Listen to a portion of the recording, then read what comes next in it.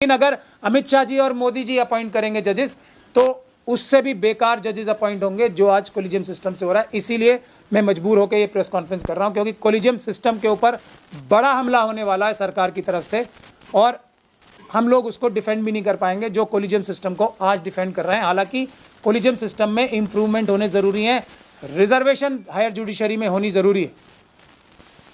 तो अब मैं मुद्दे की बात पे आ जाता हूं कि हमारे देश में आज की तारीख में जज बनना, ईमानदार जज बनना बिल्कुल इम्पॉसिबल हो गया है। जिस प्रकार का हमारे देश का, संविधान का, देश का, हमारी व्यवस्था का बाबा साहब डॉक्टर भीमराव अंबेडकर जो संविधान से चाहते थे उसका असली चौथा पिलर,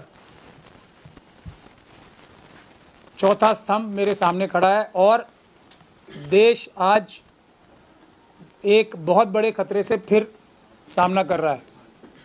आज हमारी न्यायिक व्यवस्था जो लास्ट लाइन ऑफ डिफेंस मानी जाती है, आखिरी अभिरक्षा का जो दीवार मानी जाती है देश की डेमोक्रेसी बचाने के लिए, संविधान उसकी क्रेडिबिलिटी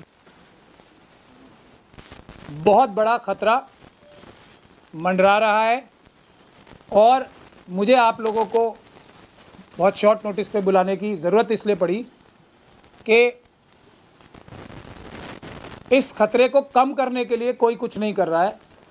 यहाँ तक कि हमारे सुप्रीम कोर्ट की जो कोलिजियम है एडमिनिस्ट्रेटिव साइड पे उस खतरे को कम करने की कोशिश नहीं कर रही है, बल्कि उस खतरे के आग में घी डालने का काम कर रही है। इसीलिए मुझे आप लोगों को तकलीफ देनी पड़ी है।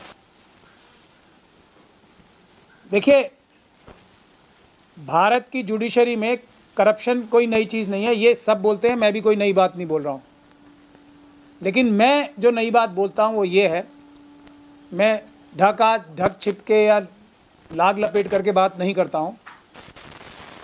पिछले 11 साल में, उससे पहले भी था, लेकिन पिछले 11 साल में हालात ये हो गए हैं कि मुट्ठी भर जजेस ईमानदार बचे हैं पूरी तरह से, जिन्हें ईमानदार कहा जा सकता है। मुट्ठी भर उंगलियों पे गिने जा सकते हैं, चाहे वो कोई भी देश का हाई कोर्ट हो, चाहे वो हमारे देश का सुप्रीम कोर्ट हो, चाहे हमारे देश का डिस्ट्रिक्ट कोर्ट हो। ये पिछले 11 साल में हुआ है। इससे पहले भी करप्शन थी, बहुत ज़्यादा करप्शन भी थी, सब कुछ, राजनीतिक दबाव भी थे, सब कुछ था, लेकिन ये हालत कभी नहीं थी। और इस आपदा में भी अवसर आरएसएस और बीजेपी तलाश रही है। उसका एग्जाम्पल जगदीप धनखड़ साहब से मिल गया, उसका एग्जाम्पल जयराम रमेश साहब से मिल गया। उन्होंने ये करप्शन रोकने के लिए बात नहीं की, कोलिजियम सिस्टम के ऊपर हमला कर दिया। जयराम रमेश साहब ने भी, जिन्हें मैं तो साफ साफ तौर पे मशीनों की वजह से, चुनाव में चोरी करने की मशीनों की वजह से आरएसएस का स्लीपर सेल कहता ही हूँ कांग्रेस पार्टी में, और धनखड़ साहब ने उनकी तारीफों के पुल बांध दिए।